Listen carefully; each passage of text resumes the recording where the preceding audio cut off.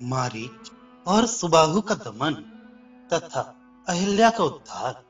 श्री महादेव जी बोले, हे पार्वती, तदुपरांत विश्वामित्र जी के सहित वे दोनों भाई एक रात मुनिजन संकुलित अति सुंदर उस कामाश्रम नामक वन में रहकर प्रातः काल होते ही धीरे धीरे वहां से चली। तब वे सब सिद्ध और चारणों से सेवित सिद्धाश्रम पर आए। वहां के रहने वाले मुनिजनों ने विश्वामित्र जी की आज्ञा से शीघ्रता पूर्वक राम और लक्ष्मण का बड़ा सत्कार किया।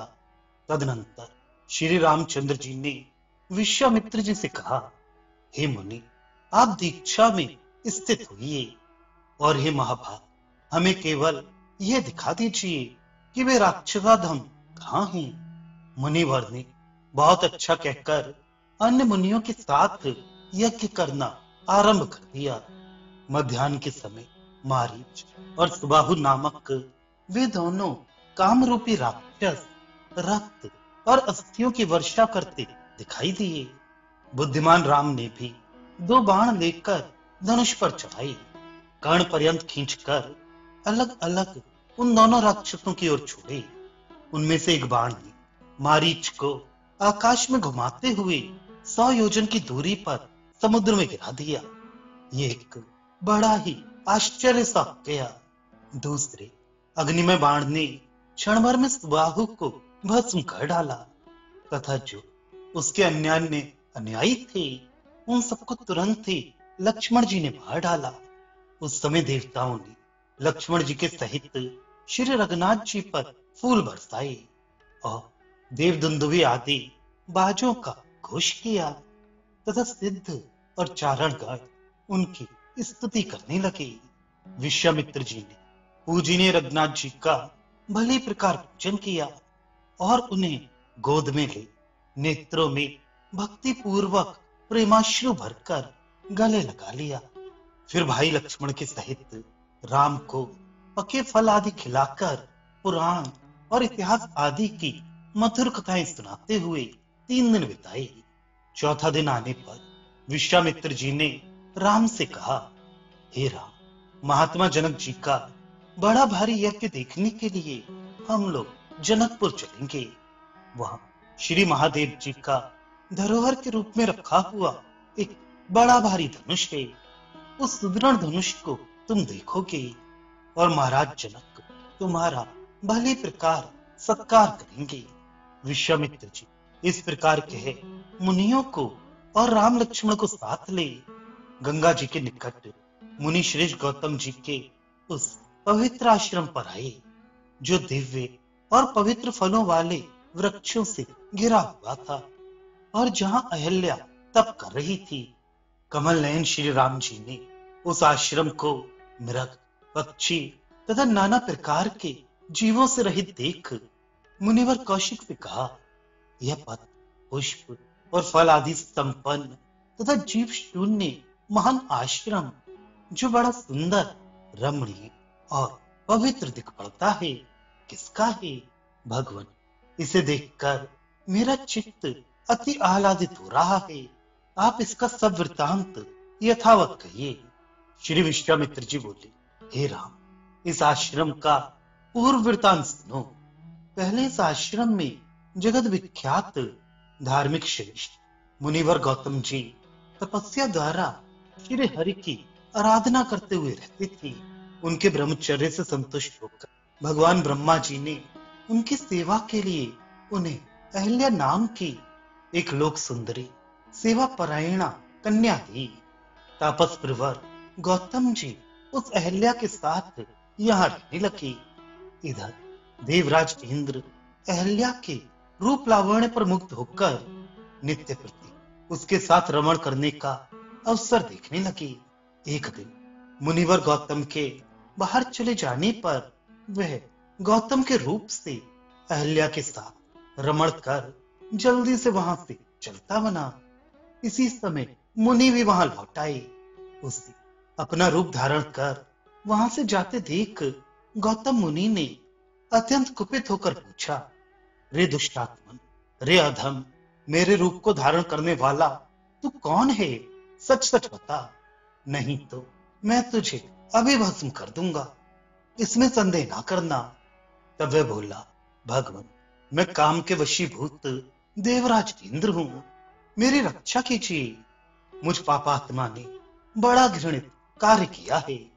तब गौतम ने क्रोध से आंखें लाल कर देवराज को श्राप दिया, हे दुष्टात्मन, तू योनि लंपट है, इसलिए तेरे शरीर में सहस्त्र भग हो जाए। इस प्रकार देवराज को श्राप देकर मुनि ने अपने आश्रम में प्रवेश किया तो देखा कि अहल्या भय से कांपती हुई हाथ जोड़े खड़ी है। उसे देखकर गौतम ने कहा, हे दुष्टे, तू मेरे आश्रम में शिला में निवास कर। यहाँ तू निराहार रहकर धूप, वायु और वर्षा आदि को सहन करती हुई दिन रात तपस्या कर और एकाग्र चित्त से हृदय में विराजमान परमात्मा राम का ध्यान कर। अब से ये मेरा आश्रम विविध प्रकार के जीव जंतुओं से रहित हो जाएगा। इसी प्रकार कई हजार वर्ष बीत जाने पर यहाँ दशरथ नंदन श्री रामचंद्र जी भाई लक्ष्मण के साथ आएंगे। जिस समय वे तेरी आश्रयभूत शिला पर अपने दोनों चरण रखेंगे, उसी समय तू पाप मुक्त हो जाएगी तथा भक्ति पूर्वक श्री रामचंद्र जी का पूजन कर, उनकी परिक्रमा और नमस्कार पूर्वक स्तुति कर श्राप से छूट जाएगी और फिर पूर्ववत मेरी सुखपूर्वक सेवा करने लगेगी। ऐसा कहकर महर्षि गौतम पर्वत श्रेष्ठ हिमालय पर चले गए। हे रघुश्रेष्ठ, उसी दिन से यह अहल्या वायु भक्षण करती हुई कठोर तपस्या में स्थित हो आपके चरण रज के स्पर्श की कामना से आज तक प्राणियों से अलक्षता रहकर अपने शिव आश्रम में रहती है। हे राम, अब तुम ब्रह्मा जी की पुत्री गौतम पत्नी अहल्या का उद्धार करो। मुनिवर विश्वामित्र जी ऐसा कहे रघुनाथ जी का हाथ पकड़ उन्हें अगर तप में स्थित अहल्या को दिखाया। श्री रामचंद्र जी ने अपने चरण से उस शिला को स्पर्श कर तपस्विनी अहल्या को देखा। उसे देखकर भगवान राम ने मैं राम हूं ऐसा कहकर प्रणाम किया। अहल्या ने रेशमी पीतांबर धारण किए श्री रघुनाथ जी को देखा। उनकी चारों भुजाओं में शंख, चक्र, गदा और पद्म सुशोभित थे। कंधे पर धनुष बाण विराजमान थे तथा साथ में श्री लक्ष्मण जी थे। उनका मुख मुस्कान युक्त, नेत्र कमल दल के समान और वक्ष स्थल श्री वस्तांग से सुशोभित था। अपने नीलमणि सदृश श्याम विग्रह से वे दसों दिशाओं को प्रकाशित कर रहे थे। रमाना श्री रामचंद्र को देखकर अहल्या के नेत्र हर्ष से खिल गए और उसे मुनिवर गौतम के वाक्यों का स्मरण आया। तब उन्हें साक्षात श्री नारायण जान उस अनिंदिता ने अर्घ आदि से उनका विधिवत पूजन किया और नेत्रों में आनंद अश्रु भर साष्टांग दंडवत प्रणाम किया। फिर खड़ी होकर वो कमल नयन भगवान राम को देख सर्वांग से पुलकित हो गदगद वाणी से उनकी स्तुति करने लगी।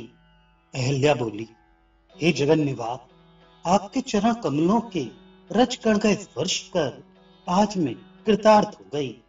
आहो, बड़े भाग्य की बात है, आपके जिन पदार बिंदों का ब्रह्मा और शंकर आदि एकाग्र चित्त से सर्वदा अनुसंधान किया करती हैं, उन्हीं का आज मैं स्पर्श कर रही हूँ। हे राम, आपकी लीलाएं बड़ी विचित्र हैं। आपके मानुष भाव से संपूर्ण जगत मोहित हो रहा है। आप पूर्णानंदमय और अति मायावी हैं, क्योंकि चरणादिहीन होकर भी आप निरंतर चलते रहते हैं। जिनके चरण कमल के पराग से पवित्र श्री गंगा जी और ब्रह्मा आदि जगदीश्वरों को भी पवित्र करती हैं, आज साक्षात वे ही मेरे नेत्रों के विषय रहे हैं। मैं अपने पूर्वकृत पुण्य कर्मों का किस प्रकार वर्णन करूं, जिन्होंने परम सुंदर मानव देह से मृत्यु लोक में अवतार लिया है। उन धनुषधारी कमलदल लोचन भगवान राम को सर्वदा भजती हूं और किसी को भी नहीं बचना चाहती। जिनके चरण कमलों की रज को श्रुतियां भी ढूंढती रहती हैं, जिनकी नाभि से उत्पन्न हुए कमल से ब्रह्मा जी प्रकट हुए हैं, तथा जिनके नामरम के भगवान शंकर रसिक हैं। श्री रामचंद्र जी का मैं अपने हृदय में अहर्निश ध्यान करती हूँ, जिनके अवतार चरित्रों का नारद आदि देवऋषि गण, ब्रह्मा और महादेव आदि देवेश्वर गण तथा आनंद अश्रुओं से जिनके कुछ मंडल भीगे हुए हैं, वे सरस्वती जी भी ब्रह्मलोक में निरंतर गान किया करती हैं। उन प्रभु की मैं शरण लेती हूँ। उन्हें पुराण पुरुष परमात्मा राम ने संसार पर परम अनुग्रह करने के लिए एक स्वयं प्रकाश, अनंत और सबके आदि कारण होते हुए भी ये जगत मोहन मायामय रूप धारण किया है, जो अकेले ही संसार की उत्पत्ति, स्थिति और नाश के लिए अपनी माया के गुणों का आश्रय कर ब्रह्मा, विष्णु और महादेव नामक विभिन्न रूप धारण करती हैं। वे स्वतंत्र और परिपूर्ण आत्मा आप ही हैं। हे राम, आपके जिन चरण कमलों को श्री लक्ष्मी जी अपने वक्षस्थल पर रखकर बड़े प्रेम से लाड़ लगाती हैं, जिन्होंने पूर्व काल में बलि बंधन के समय एक ही पग में संपूर्ण त्रिलोकी माप ली थी, तथा अभिमानहीन मुनि जन जिनका निरंतर ध्यान किया करती हैं, उन आपके चरण कमलों को मैं नमस्कार करती हूँ। हे प्रभु, आप ही जगत के आदि कारण, आप ही जगत रूप और आप ही उसके आश्रय हैं। तथापि आप समस्त प्राणियों से पृथक हैं और अद्वितीय पर ब्रह्म रूप से प्रकाशमान हैं। हे राम, आप ओंकार के वाच्य हैं तथा आप ही वाणी के अगोचर परम पुरुष हैं। हे प्रभु, वाच्य वाचक शब्द अर्थ भेद से आप ही संपूर्ण जगत रूप हैं। हे राम, आप अकेले ही बहुरूपमयी माया के आश्रय से कार्य, कारण, कर्तृत्व, फल और साधना के भेद से अनेक रूपों में भासमान हो रहे हैं। आपकी माया से जिनकी बुद्धि मोहित हो रही है, वे लोग आपका वास्तविक रूप नहीं जान सकते। आप मायापति परमेश्वर को वे मूढ़ जन साधारण मनुष्य समझते हैं। आप आकाश के समान बाहर भीतर सब और विराजमान, निर्मल, असंग, अचल, नित्य, शुद्ध, बुद्ध, सत्य स्वरूप और अव्यय हैं। हे विभो, मैं मूढ़ और अज्ञानी स्त्री जाति भला आपके तत्व को क्या जानूं? अतः हे राम, मैं अनन्य भाव से आपको सैकड़ों बार केवल नमस्कार ही करती हूँ। हे देव, मैं जहाँ कहीं भी रहूं, वहीं सर्वदा आपके चरण कमलों में मेरी आसक्ति पूर्ण भक्ति बनी रही। हे पुरुषोत्तम, आपको नमस्कार है। हे भक्त वत्सल, आपको नमस्कार है। हे ऋषिकेश, आपको नमस्कार है। हे नारायण, आपको बारंबार नमस्कार है, जो संसार के एकमात्र भय दूर करने वाले हैं, करोड़ों सूर्यों के समान प्रकाशमान हैं, कर कमलों में धनुष और बाण धारण किए हैं, श्याम मेघ के समान आभा वाले हैं, स्वर्ण के समान पीत वस्त्र धारण किए हैं, रत्न जटित कुंडलों से सुशोभित थे, तथा जिनके कमल दल के समान अति सुंदर विशाल नेत्र हैं। भाई लक्ष्मण सहित उन श्री रघुनाथ जी की मैं स्तुति करती हूँ। इस प्रकार सम्मुख खड़े हुए साक्षात परम पुरुष श्री रघुनाथ जी की स्तुति, परिक्रमा और वंदना कर वे उनकी आज्ञा ले शीघ्र ही अपने पति के पास चली गई। जो पुरुष अहल्या के किए हुए इस स्तोत्र को भक्ति पूर्वक पढ़ता है, वह समस्त पापों से मुक्त होकर पर ब्रह्म पद को प्राप्त कर लेता है। जो वंध्या स्त्री भी श्री रामचंद्र जी को हृदय में धारण कर पुत्र की कामना से इसका भक्ति पूर्वक पाठ करे, तो 1 वर्ष में ही उसे श्रेष्ठ पुत्र प्राप्त हो सकता है, तथा श्री रामचंद्र जी की कृपा से उसकी समस्त कामनाएं पूर्ण हो जाती हैं।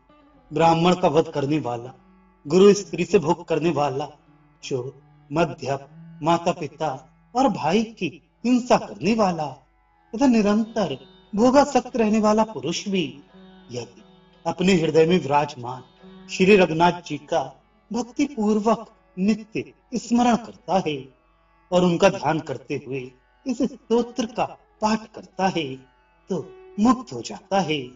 स्वधर्म परायण पुरुषों की तो बात ही क्या है।